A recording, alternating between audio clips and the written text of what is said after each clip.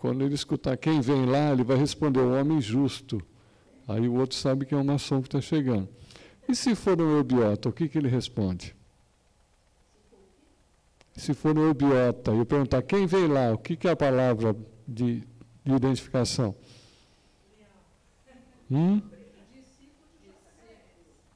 Peregrino. Nós somos todos peregrinos da vida. Então, se em algum momento alguém perguntar para vocês, quem vem lá? Fala um peregrino. Se for eubiota, ele deverá entender do que você está falando. Se for maçom, ele não vai entender, mas ele não precisa entender também. Está tudo certo. Sempre tem uma identificação, porque todos somos peregrinos, apenas alguns peregrinos há mais tempo, é só isso, né? Então não tem uma diferenciação hierárquica, né? Inclusive, nesse ponto, o mestre foi extremamente sábio, né? Que nós temos aqui 5 ordens, né?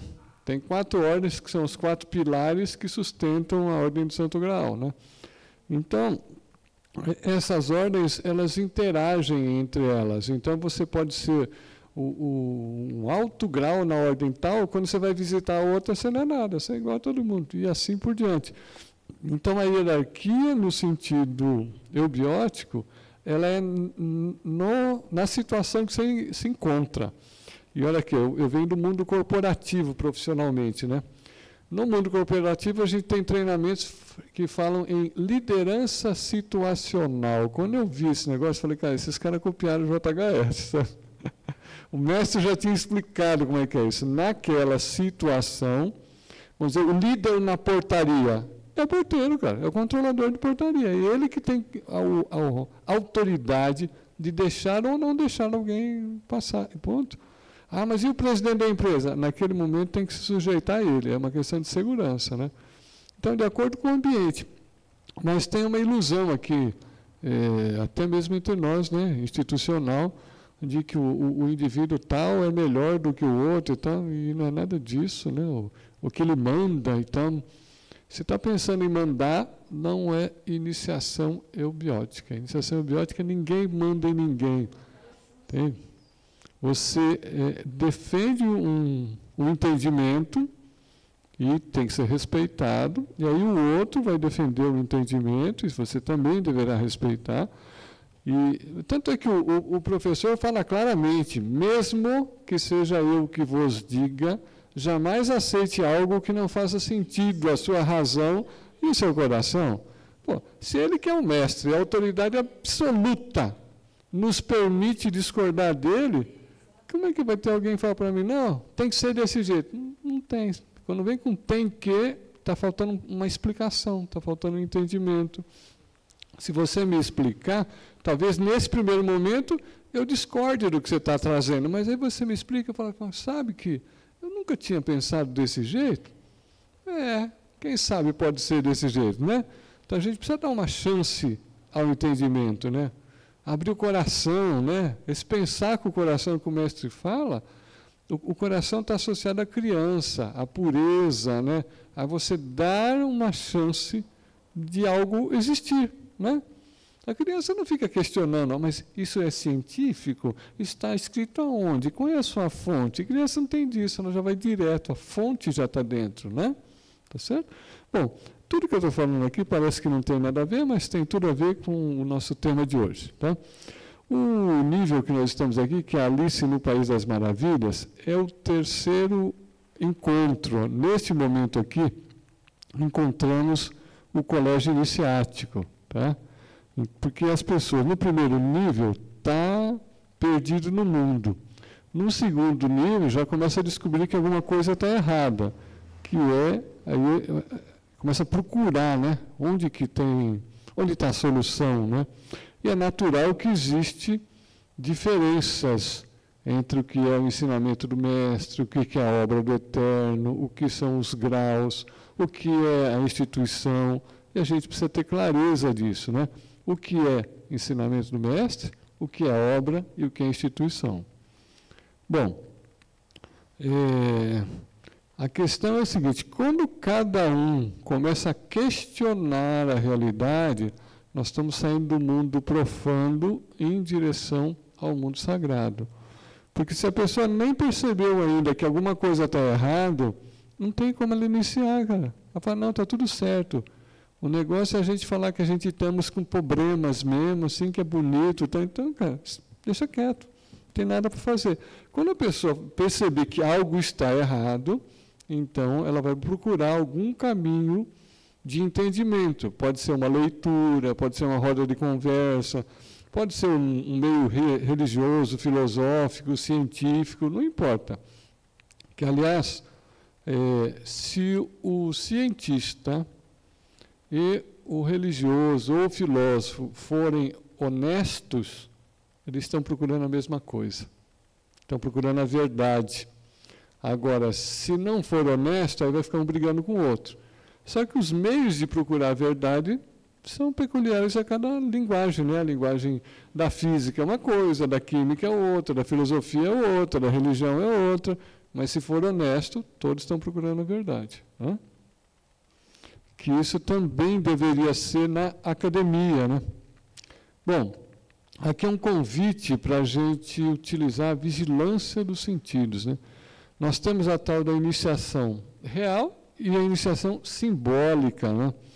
Então, tanto é que nos colégios maçônicos a iniciação é chamada de iniciação simbólica. Por quê?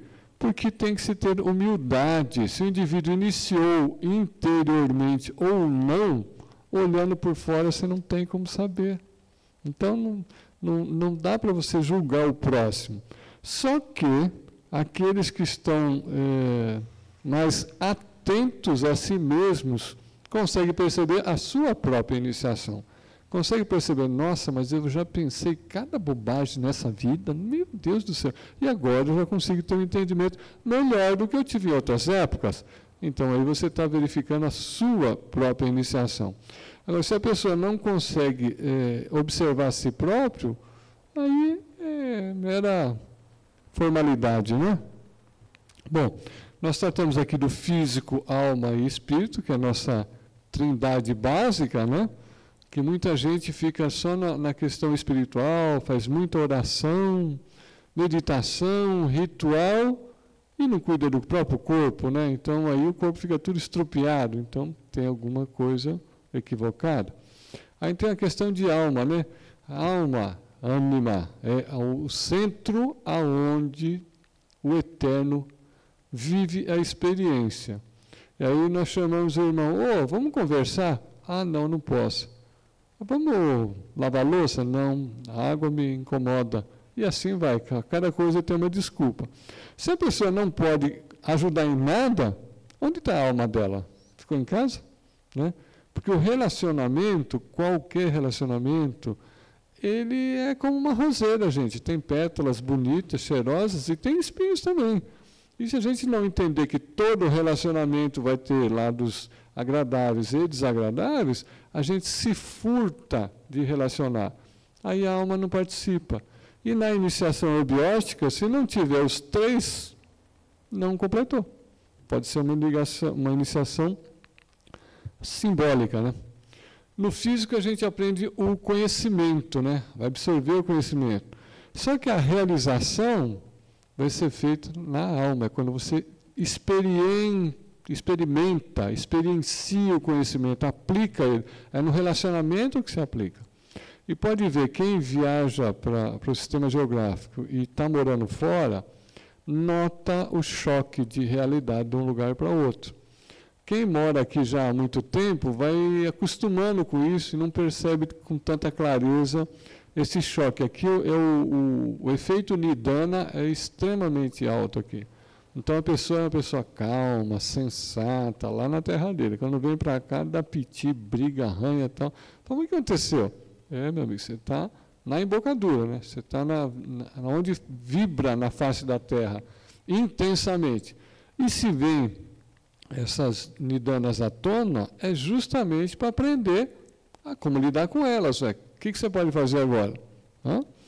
E você vê uma coisa assim, pegando esse exemplo aqui, a questão espiritual, o espírito sempre quer paz.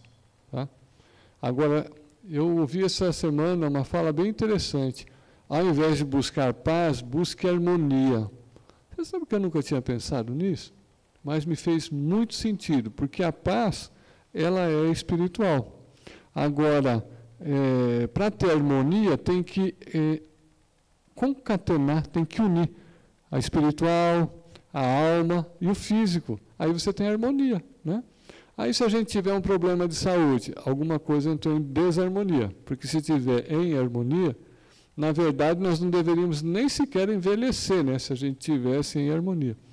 Aí você pode falar para mim, mas o mestre teve problemas de saúde. É verdade, só que não era dele, era dos discípulos. Era justamente ele pagando o preço kármico de dar a revelação à humanidade. Porque por ele mesmo, ele nem precisava ter problema de saúde. Olha o microfone para a moça aqui. Por favor, precisa para sair no áudio, ficar bonito. Eu li muito também que ele não estava no corpo físico dele, que era para ele vir para fazer o trabalho. Ele teve que usar um corpo físico, porque o verdadeiro corpo de Moíses e Muisca foi destruído na Atlântida, né? Então, que era aquele corpo que ele vinha para fazer o trabalho de Henrique. E aí ele sofria muito por estar num corpo que não era o dele, de verdade. Incrível. Né? Então, é muito legal a gente ler nas cartas que a gente vê assim, que ele fez com o recurso que tinha disponível. Inclusive, tem fala dele com o Rabi Muni do que ele queria fazer de avanço em determinado momento com a humanidade. Eu vou fazer uma analogia com as minhas palavras, sabe? Então, o que ele solicitou de material para executar, o Rabi Muni falou assim, para fazer isso que você está pedindo precisa ser ouro, né? Mas não tem ouro aqui, eu tenho cobre. Ele falou, então faremos de cobre. E valerá como se fosse de ouro. Entende? Então, assim, ele nunca se furtou a fazer a obra por causa que faltava algum material, faltava algum recurso, sabe? E isso é meio que um exemplo para nós humanos, né? Para de reclamar, cara, faz com o que você tem na mão. Eu não vou sair de casa porque está frio. Põe a blusa, né? Aí se doer a garganta, você chama a pastilha, dá seu jeito e toca a vida para frente, sabe? Agora o povo fica em casa reclamando. Ou o mestre deu a vida para trazer o conhecimento para nós. E você fica em casa reclamando. Tem alguma coisa errada, né? Mesmo porque reclamar é clamar 2 vezes, né? Então você vai pedir 2 vezes, né? Aí eu trago isso aqui para somatização, a psicossomática, né? Que todas as patologias, embora tenha uma estatística aí que fala que é 97%, eu discordo, eu acho que é 100% das patologias são psicossomáticas. E aí o que acontece? A patologia é um ressentimento, é você sentir de novo. Então você fica sentindo uma coisa que já passou, mas você sentir de novo, o teu corpinho não aguenta, aí dá defeito. Deu aquele problema no órgão A, B ou C, não importa qual seja. É isso aí, ele não foi feito para ficar repetindo história, ele foi feito para você estar no presente. Você, eu, todo mundo. Mas como a gente escorrega e repete a coisa, aí o corpo sofre. Bom, nós temos que compreender o seguinte, o corpo, que acabamos de dizer que sofre, né? A alma é onde está o característica, né? Cada um de nós é um conjunto de características. E nós não estamos sozinhos na nossa linha evolutiva. Nós participamos de uma mônada, então você está aqui com um veículo físico, o qual você tem consciência, mas você está conectado na tua mônada. Tem um monte de outros veículos aí que também são você, em certo aspecto, e você também é eles, né? Então, quando você consegue evoluir, você não evoluiu só para você, você evoluiu para você e para todos os que estão na sua linha monádica. Entenda assim, para existir um discípulo, nós precisamos 7 almas de valor. Então, o 8º de 7 almas de valor é que consegue ser um peregrino na nossa escola. Percebe? Cada peregrino que conseguir avançar, ele puxa para cima pelo menos 7 almas. Se cada uma dessas 7 almas de valor tiver 7, né, uma sequência tucuística também, todo mundo vem. A gente está puxando tudo. É uma grande teia, assim, uns dando, todos de mão dada, né? Se um avançar, os outros avançam também. E muitas vezes a gente tem a ilusão da iniciação individualizada, né? Eu estou iniciando só para mim mesmo. Totalmente ilusório, né? Isso é o seu eguinho, né? Tem o ego e o ego, o eu maior, né? O eu superior. Eu chamo de eguinho, esse chatinho que acha que é tudo ele, que ele é o rei da cocada, sabe? Bom, a revelação espiritual, todos nós temos acesso. Tem muita gente lendo Carta do Mestre e não acessa a revelação. Mas por que não acessa? Não acessa porque não observa a si próprio, né?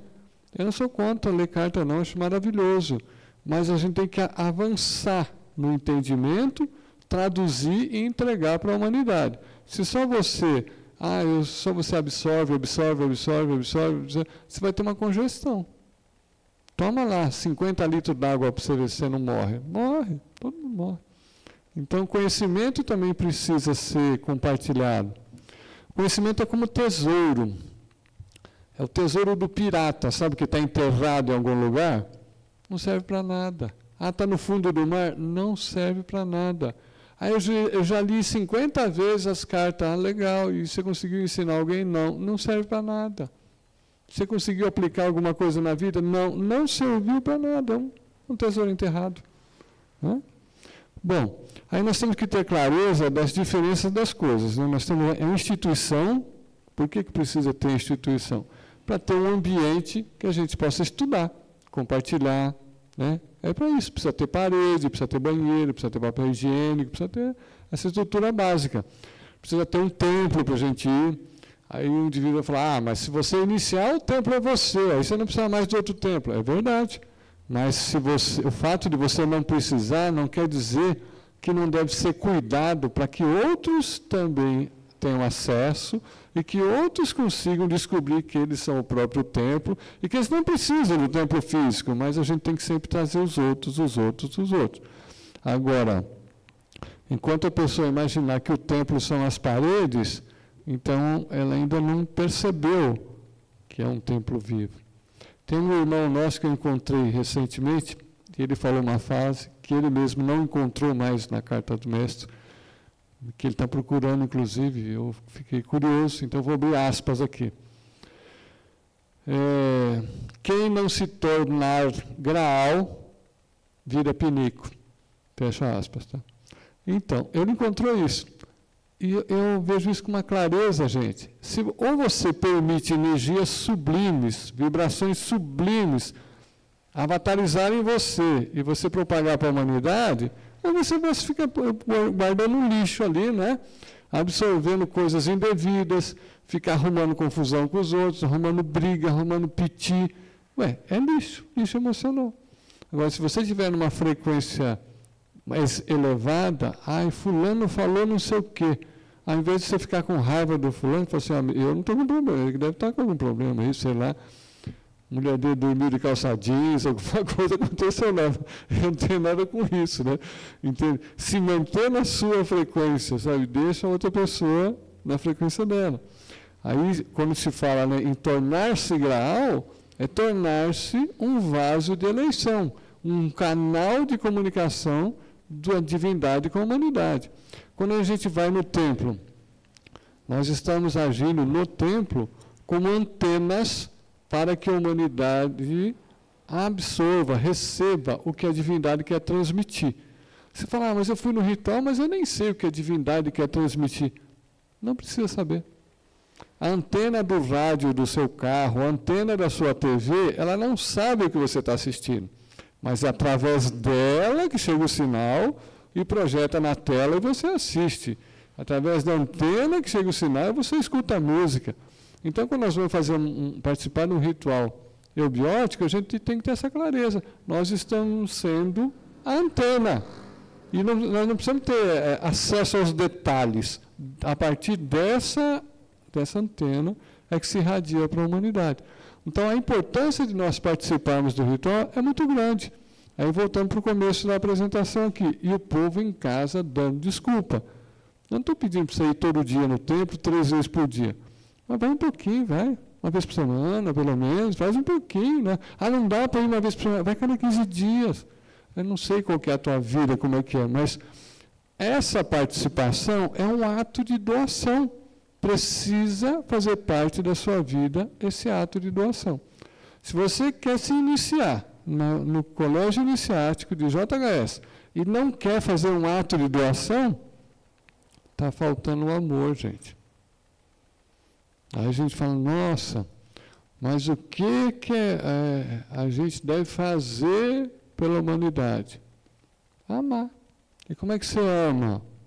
Educando, né? Participando.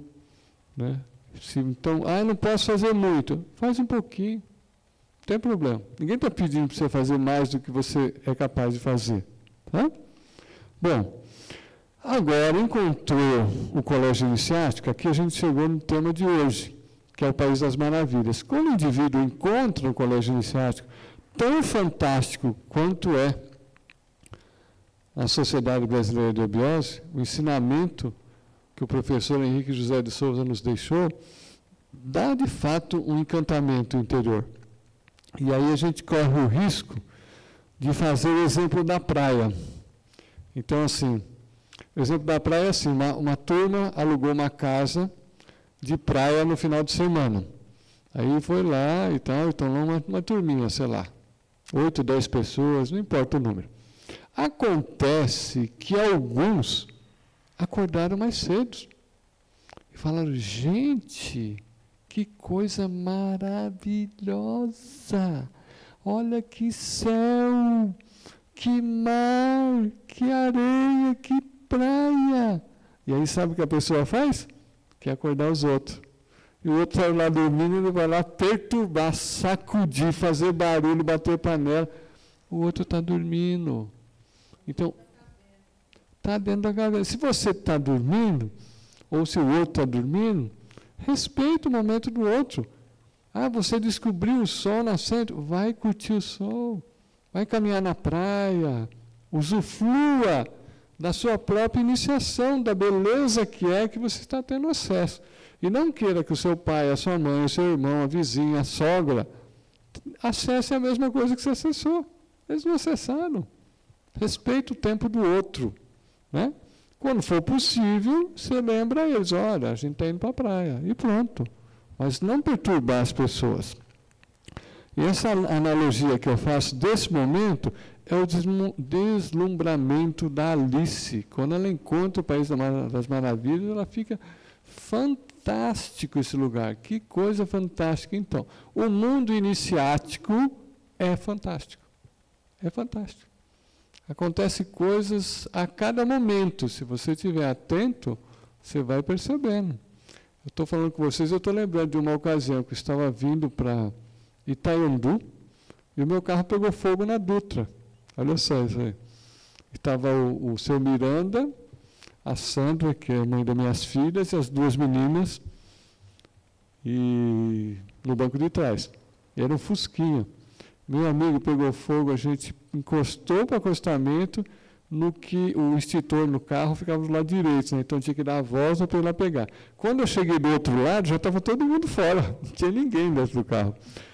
E aí peguei o extintor, comecei a apagar no motor, parou vários carros, vieram com o extintor e apagaram. Passou algum tempo, apareceu um sujeito lá, rebocou o carro para um posto para frente. Aí tinha um senhor, eu expliquei para ele o que aconteceu, ele falou, a gente pode trocar as mangueiras e ver o que acontece, né? E ele ia trocando as mangueirinhas de borracha, pondo bracedeira, e ele não enxergava direito, eu tinha que guiar a mão dele, por onde estava a coisa ele fazia, porque ele tinha tato, mas não enxergava direito. Ligou tudo, ele falou, está tudo ligado, dá a partida. Aí deu a partida, pegou, foi embora. Viemos tratando, demoramos umas 2 horas a mais de atraso, mas viemos. Podia ter desistido, podia ter voltado para casa, podia ter chamado um guincho, podia ter feito qualquer outra coisa. Entende que a gente está a todo momento sendo convidado a decidir. O que você vai fazer agora? Qual o próximo obstáculo? E aí, o que você faz? Né? Então, a gente tem que ter essa clareza de que os obstáculos existem para a gente superar, para a gente contornar, dar a volta, faz de outro jeito, e não para a gente voltar ou ficar discutindo. Agora, uma coisa fantástica aqui é um método opiótico, que é baseado em 4 para ativar o 5º. Se você não conseguir trabalhar esses 4 que eu vou mostrar aqui, não ativa o 5º princípio. Se não ativar o 5º princípio, não ocorre iniciação. Pai, mas eu fui nos graus. Tá legal. Se você não fizer o que é para fazer, não ativa. É como você querer ligar um fogão, né? Tem 4 bocas.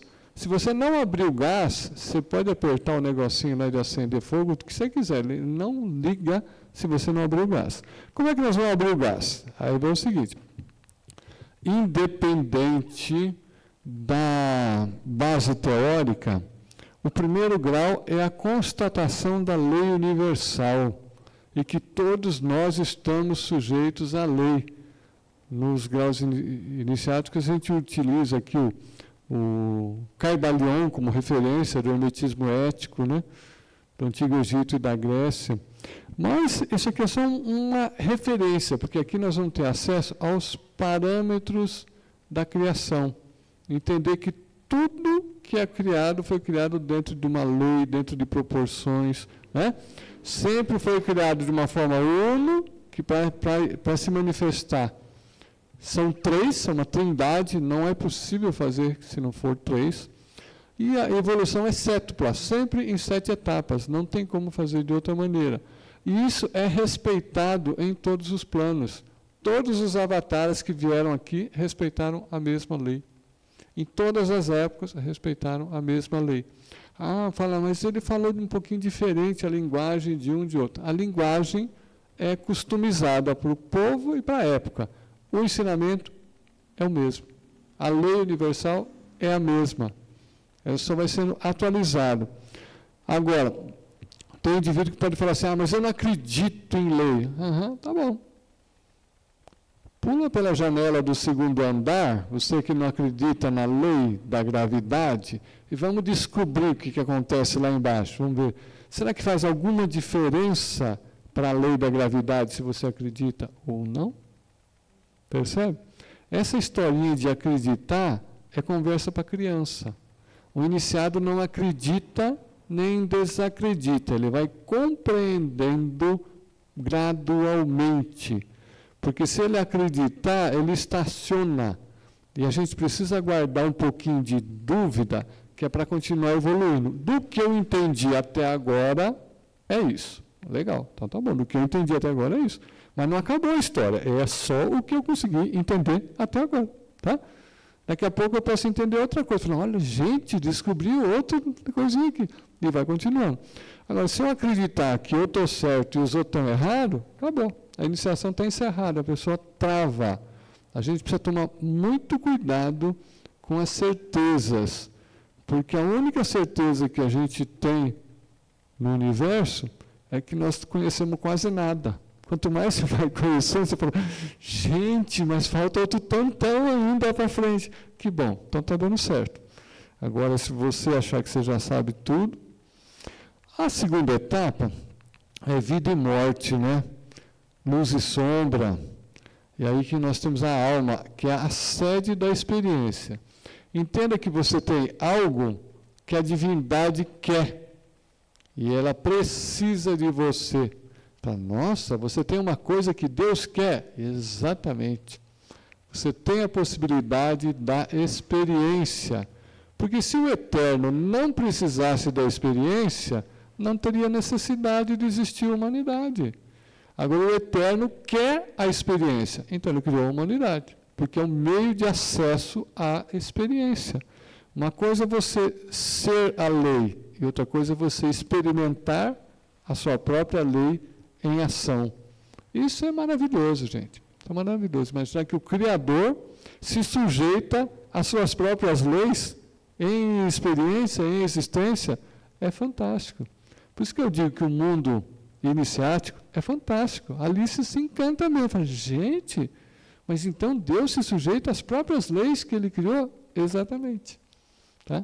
Ele podia apagar esse universo que nem apaga uma lousa na escola. Não quero mais brincar disso aqui, vou fazer outro, né?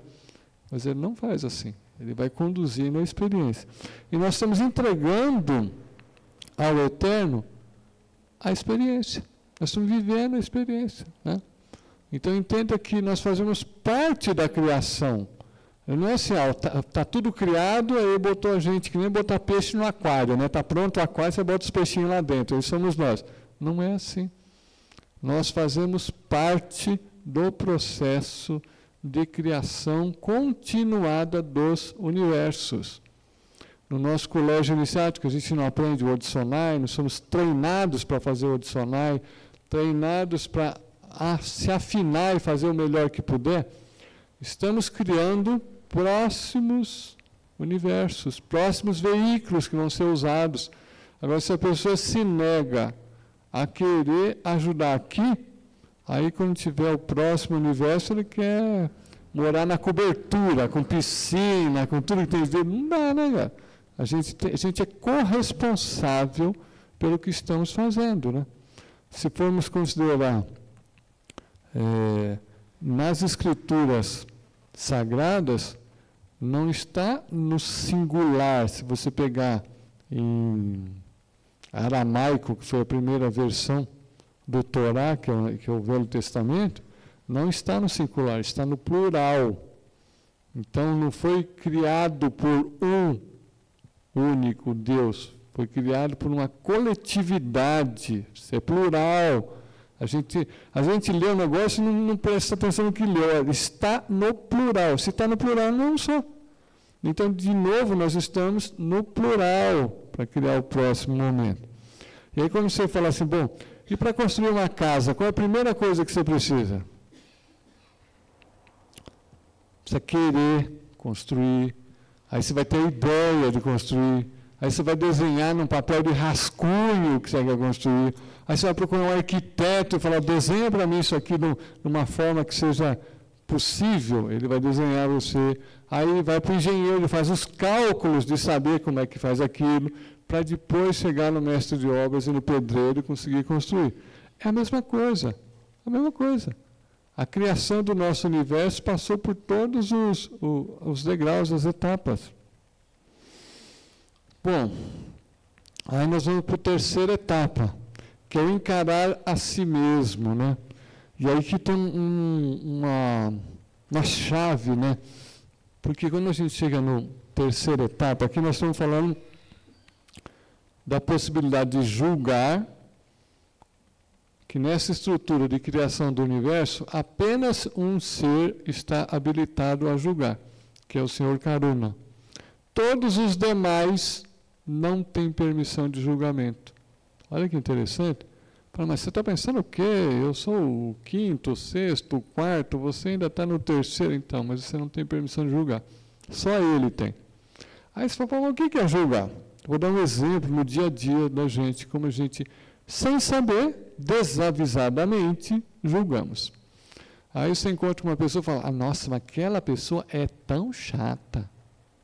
Isso é julgamento, gente. Ela não é chata, ela pode estar chata naquele dia.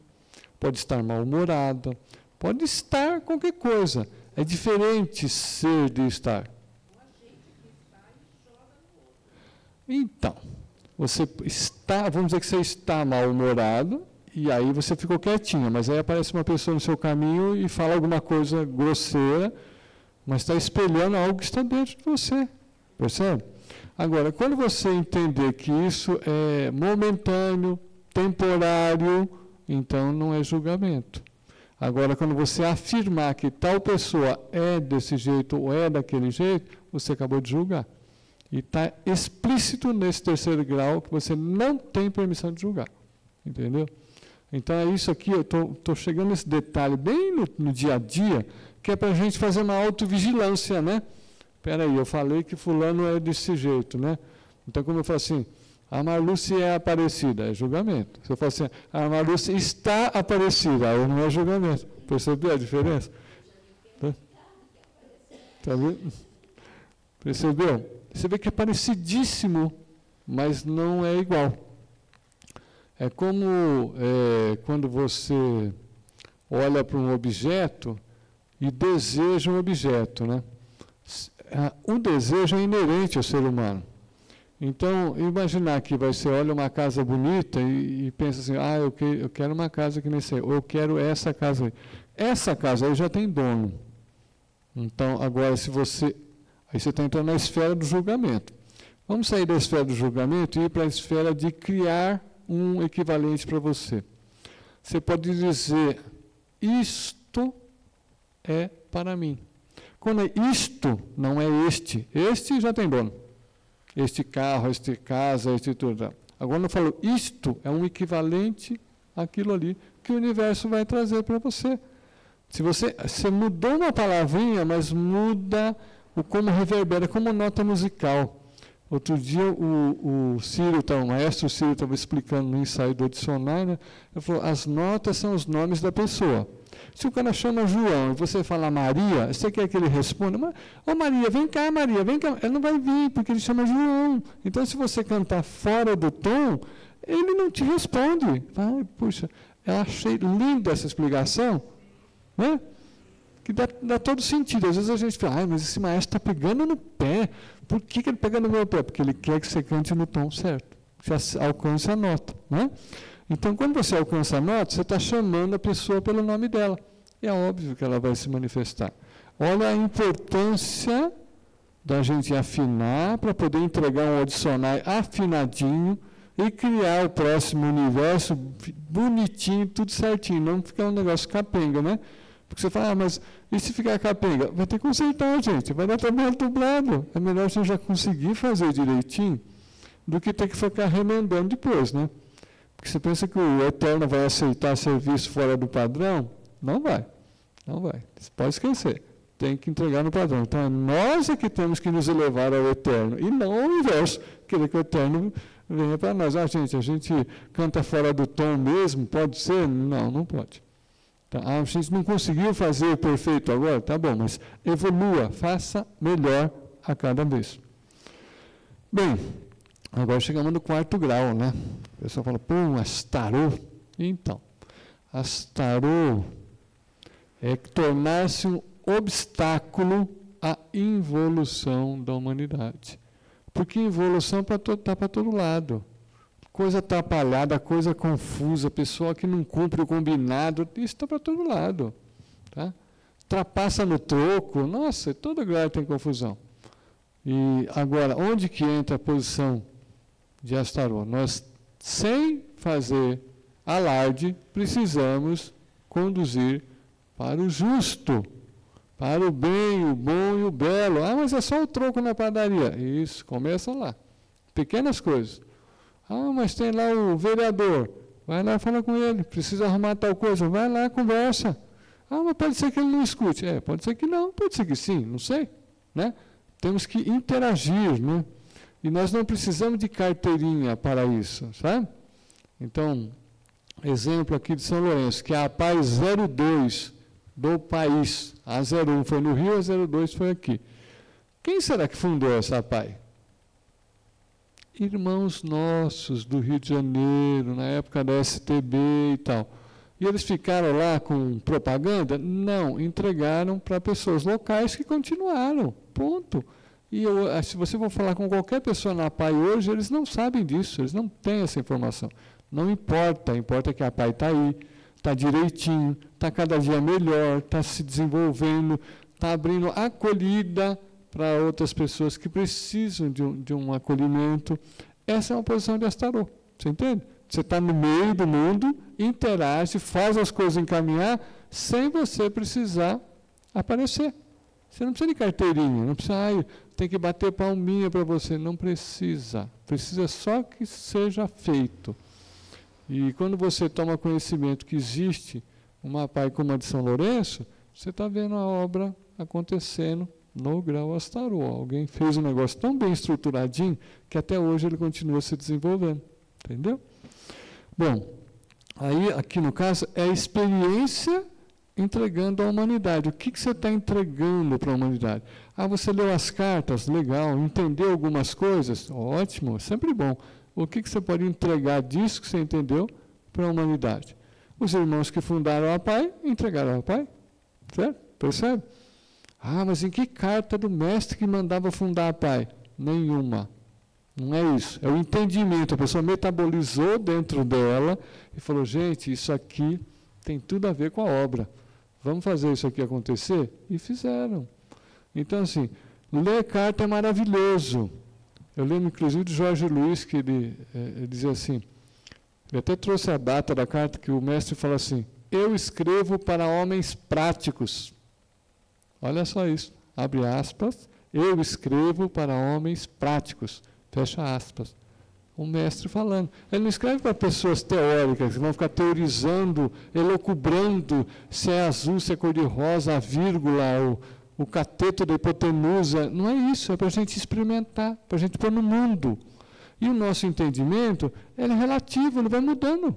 Você tem entendimento tal hoje. Legal, é o que deu até agora. Mas daqui a pouco você entende outra coisa. Você fala, gente, tem mais coisa aqui. Bom, quando a gente consegue fazer isso, nós vamos para níveis superiores de vibração, de acesso à verdade. E aí o que acontece? Você vai para um nível de experiência em que a responsabilidade existe com leveza, com alegria. Muita gente assume responsabilidades e aí fica triste com a responsabilidade. Mas vocês não entendem o que eu estou passando. Gente, larga a mão, sorria. Faz o que dá para fazer hoje e pronto. E amanhã faz outro dia. O fato da pessoa ficar sisuda não quer dizer que ela esteja fazendo a coisa com seriedade. Ela pode estar sisuda e displicente. E a outra pessoa está sorridente e com seriedade fazendo o melhor com as condições que ela tem, né? Que se você precisa de 11 jogadores, você tem 5, você joga com 5. Mas é diferente você jogar com um time de 11, né? Com 11 você distribui mais, né? Mas, gente, nós estamos aqui para ganhar o jogo. Então, eu gosto do exemplo da molecada na rua, sabe? Molecada na rua joga com quantos tiver, né? Se tiver 11, vai 11, se tiver 5, vai 5, se tiver 9, vai 9. Não tem justificativa para não jogar, a gente joga. Se a gente olhar isso, a gente fica com leveza. Vamos fazer o que dá para fazer e pronto. Mas não ficou perfeito. Foi o que melhor que nós conseguimos? Foi. Então, está perfeito. Está perfeito para as condições que nós temos. Né? Não esperar que sejamos, ter tudo prontinho para poder fazer. Aí, esse acesso a vibrações superiores vai nos levar para uma vida feliz, uma vida saudável, para uma superação kármica. Todos nós temos nosso karma, nossas sequelas de vidas passadas e tal, que vai estourar no nosso colo agora, nesta vida, e a gente tem que dar um jeito de superar isso. Porque se você não superar, aí eu faço na outra vida. Você faz, só que fica mais caro, né? Porque vai agravando as coisas, né? Então, é como cartão de crédito, isso, um bom exemplo. Essa fala aqui, a era do sacrifício acabou, é do mestre da Uá, do venerável Jefferson Henrique de Souza. Né? Ele fala claramente, a divindade não mais se sacrificará pela humanidade, essa época acabou.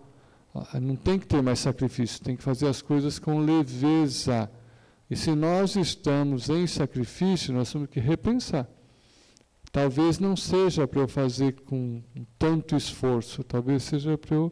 Espera estou carregando sozinho isso aqui, acho que eu preciso arrumar alguém para me ajudar a pegar essa sacola, sozinho está pesado, né? Se arrumar mais uma pessoa, dividir em 2, já deu uma aliviada. Se arrumar mais uns 2 aí, a gente reveza, uma dupla carrega um pedaço, outra dupla carrega outro pedaço, enquanto essa dupla descansa e assim por diante. E aqui tem um exemplo que nós temos, inclusive, das aves migratórias, né? Olha como que a lei divina se manifestando no mundo animal mesmo. Se você olhar aqueles pássaros voando, eles voam em forma triangular. Mas por que esses caras voam em forma triangular? Porque o primeiro lá que está na ponta é o que sofre o maior impacto, a maior dificuldade é o líder, é o coordenador, é aquele que puxa o trenzinho em qualquer área, é esse que sente um impacto forte. Depois os dois seguintes já diminuem um pouco, assim por diante, e até que chega no final da turma lá, quase não faz nada, vai só no vácuo, né? Quando o primeiro pássaro lá se cansa, ele sai, um dos dois ali assume, muda a organização toda, e ele vai lá para o fim da fila descansar. E aí vai descansando, aí gradativamente vai se trocando. Desse jeito, olha só, hein, pássaros atravessam o Oceano Atlântico. Você tem ideia do que é isso? Eles não são humanos, cara. É aerodinâmica.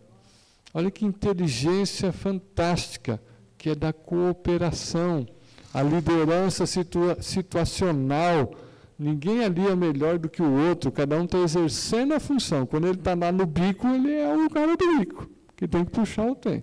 Quando ele está lá na rabeira, ele está descansando, porque ele já puxou, né?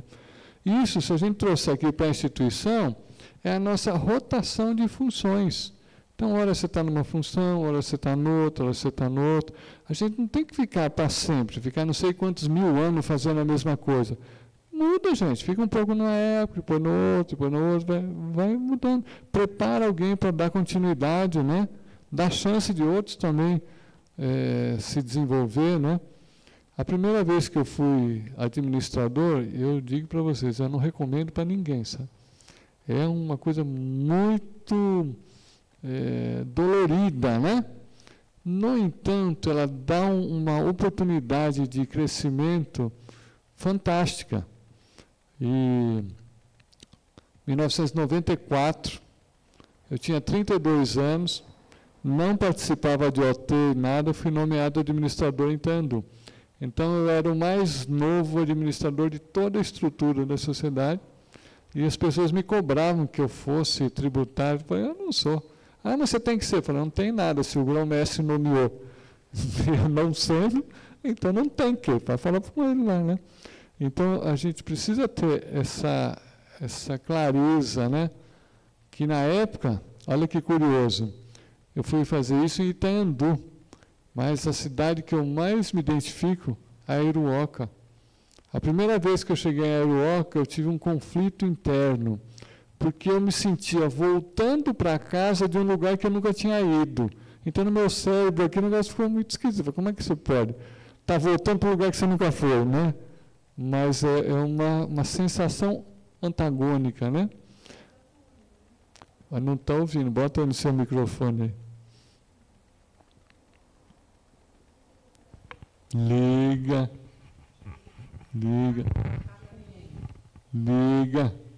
Eu estava falando que lá é Saturno. Não ligou. Alô, alô? Agora foi. Não, eu falei que lá é Saturno.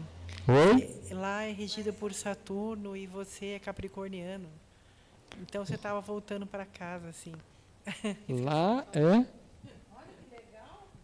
Como é que é? Eu não entendi o que ela falou. Porque Saturno é o pai, né? Ela disse que lá é Saturno. Ah.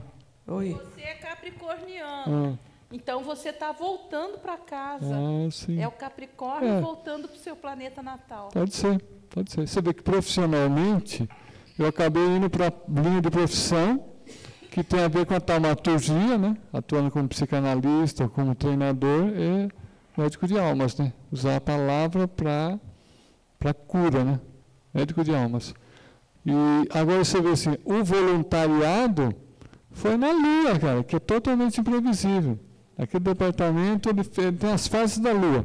Ele mingua, acabou o mundo, daqui a pouco renasce, né? Depois começa a crescer, depois infla, vamos fazer tudo acontecer, mingua de novo e tal. Então, para um capricorniano, lidar com um lugar totalmente instável foi uma grande ginástica mental, né? E emocional também. Mas foi muito bom. Gostei muito dessa experiência. Bom, estamos concluindo aqui.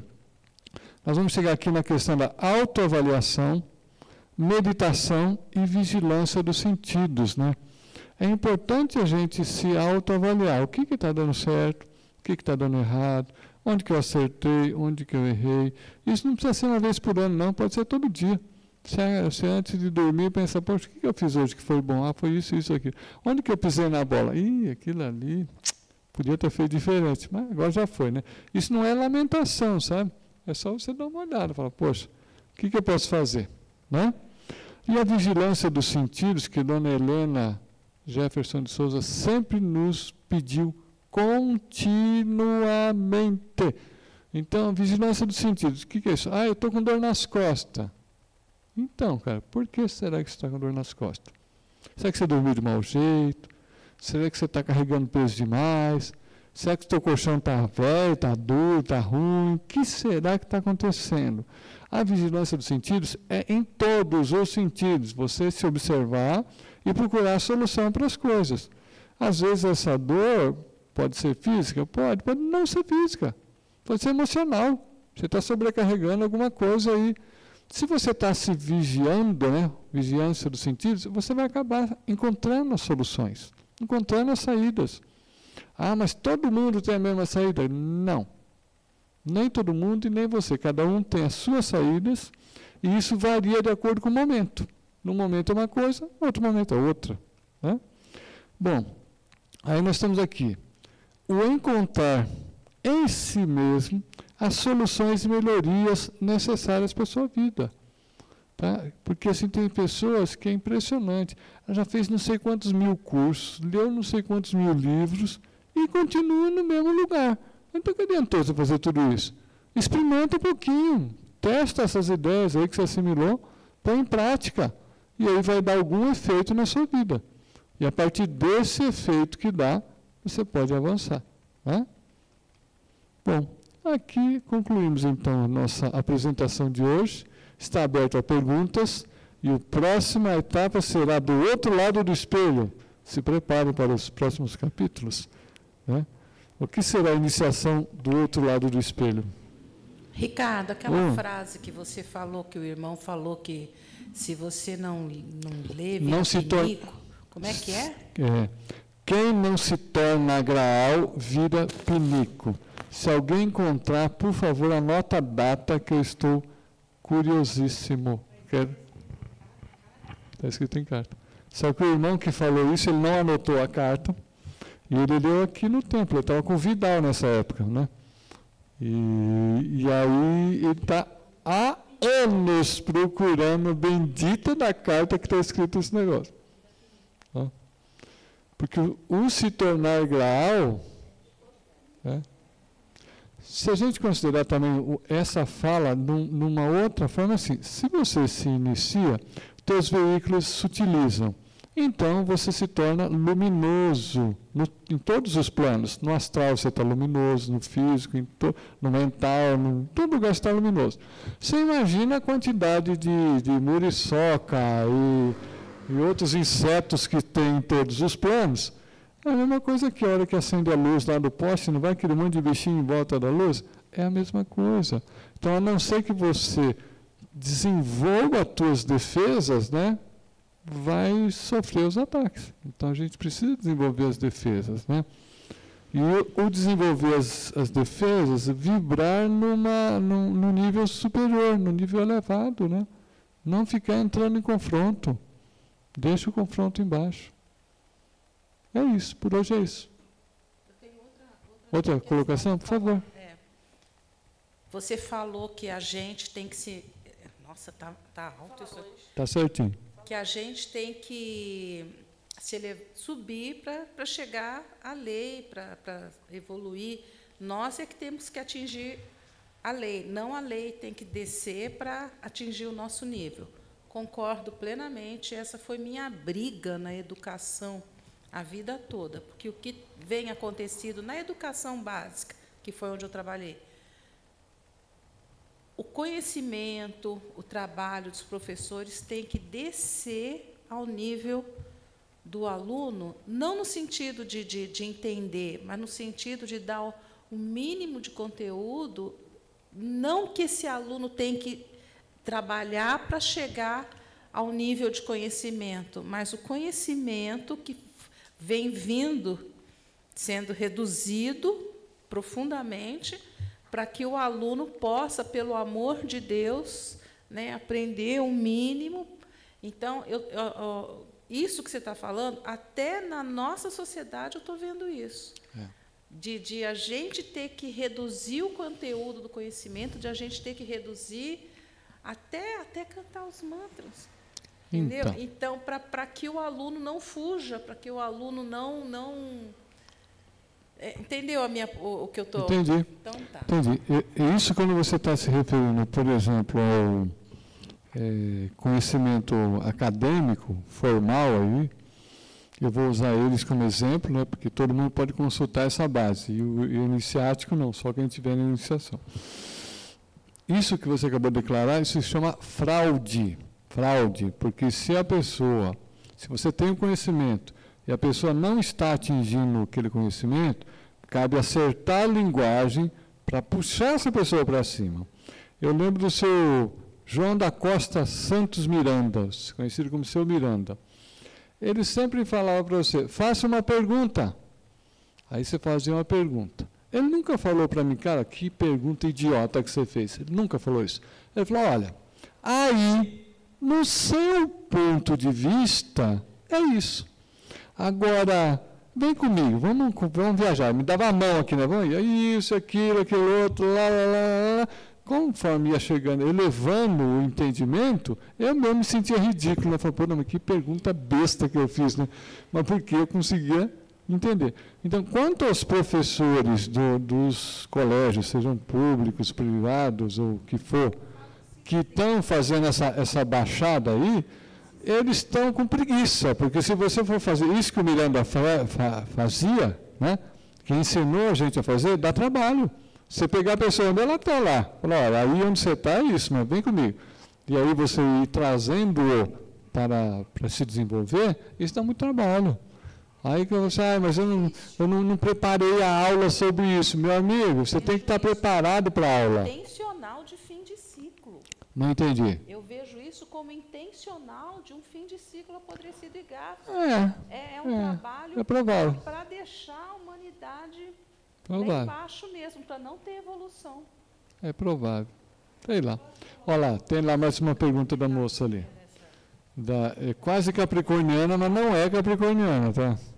Então, o que acontece? Eu cheguei a trabalhar um tempo na educação também, né? E dentro também da espiritualidade, também, que também já vem... Põe o microfone perto da boca para a gente ouvir você. Outros caminhos, eu vejo que tem até uma frase, eu acho que... Eu não sei se a enguia... É como se ela abaixasse, então, para poder alcançar a parte inferior. E eu vejo até mesmo no caso do mestre, não é que ele vai descer de nível, mas ele precisa, às vezes, é como se fosse um treinamento de humildade. Então, aí entra, assim... aquela capacidade, aí você passa um pouquinho, quer dizer, não é como nós, né, como até o Miranda, como você estava explicando, para poder depois ir alcançando. Então, alcança uma fatiazinha para... Então, mas o que está sendo feito não está elevando o nível de conhecimento das crianças, né, dos estudantes. Então, o que deveria ser feito é isso. Nós temos um amigo, inclusive, chama Carlos, ele é diretor de escola do ensino médio em Pouso Alto. Ele já me chamou várias vezes, o pessoal conhece ele como Carlinhos. Ele falou, Ricardo, vem fazer uma palestra para nós aqui, tal dia, e volta e meia eu vou lá e faço alguma coisa. E aí um dia eu perguntei para ele, eu falei, ô Carlinhos, por que os alunos estão tão rebeldes na sala de aula e tal, né? Eu esperava qualquer resposta, menos a que eu vou dizer para vocês. Aí, abre aspas para o Carlinhos, tá? Não é os alunos que estão desrespeitosos, é os professores que estão pouco atraentes, pouco encantadores nas suas aulas, aí os alunos não têm interesse. Aí ele falou assim, vou te contar, eu dando aula de química, ele é engenheiro, tá? Embora fosse engenheiro, eu estou como professor há muito tempo. Ele chega lá numa segunda-feira, e aqueles alunos tudo com cara de sono, de ressaca, 7 horas da manhã na segunda-feira. Ele falou assim, vocês estão com essa cara de ressaca, vocês não deveriam ter ingerido álcool. Mas tem que dar um desconto, que o primeiro porre que você tomou na vida foi tua mãe que deu. Aí o pessoal, peraí, como é isso? Foi sim. Ela achou que não tinha leite suficiente. Aí foi no médico, o desavisado do médico concordou com ela. Falou, vai beber leite de vaca. Leite de vaca é gostoso para bezerro, mas para a gente não, é horrível. E aí, você cuspiu o leite. Aí a tua mãe falou, acho que não está bom o gosto. Pegou e botou açúcar. E você cuspiu de novo. Aí ela pegou e abriu o buraco da mamadeira para ficar mais largo. E aí você só tinha uma escolha, ou você engolia ou morria afogado. Aí você engoliu. Só que aí você misturou o açúcar com a proteína, vai fermentar. Então começou a produzir álcool no seu estômago. E aí você dormiu. E a tua mãe falou, olha que bonitinho, ele estava com fome mesmo. Você não dormiu, você estava bêbado, por isso que você ficou quieto. Bom, está entendido? Então agora vamos ver na química essa fórmula dessa reação, como é que aconteceu, anota aí, e entrou na aula de química. Gente. Opa, apagou o tanque. Então a gente tem que entender que o professor, essa história de preparar a aula e fazer uma decoreba, não é isso. A gente precisa estar preparado para na aula, dominar aquele conteúdo para conseguir adaptar a linguagem na hora que você vai transmitir. Né?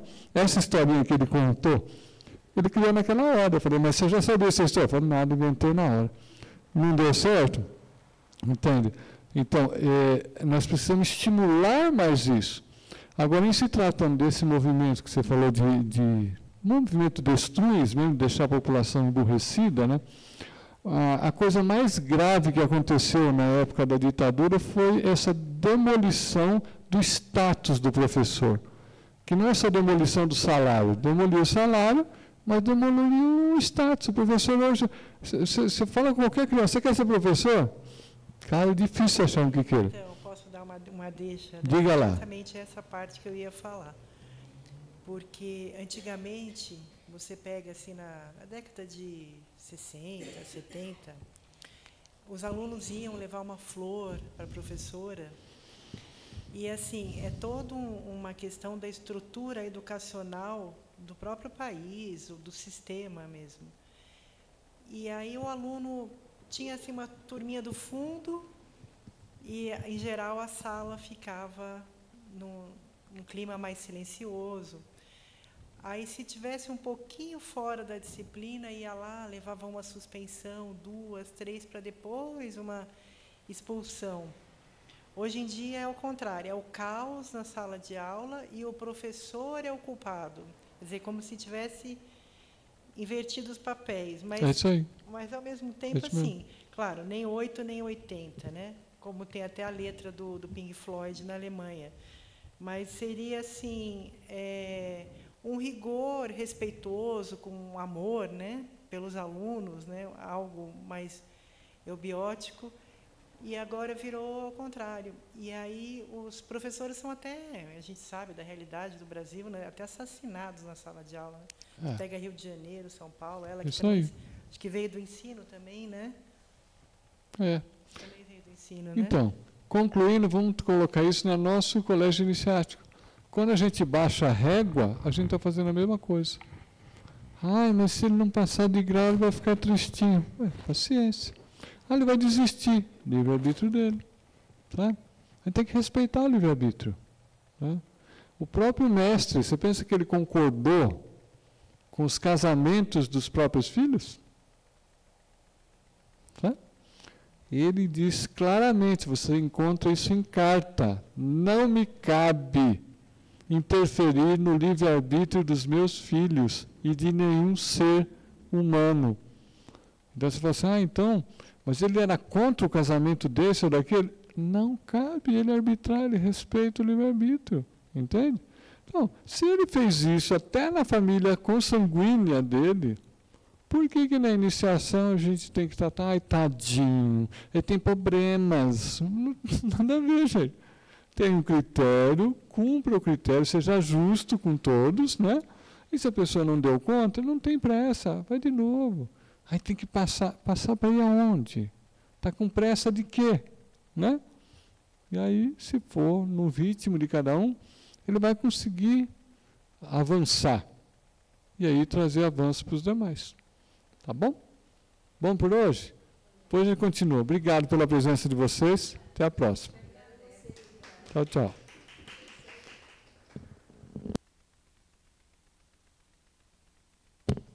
Professor Evandro, se acaso não couber lá naquele pendrive, pode deletar o que está lá, tá? Deixa eu ver como é que desliga esse negócio aqui agora. Bom, você desliga aí, né?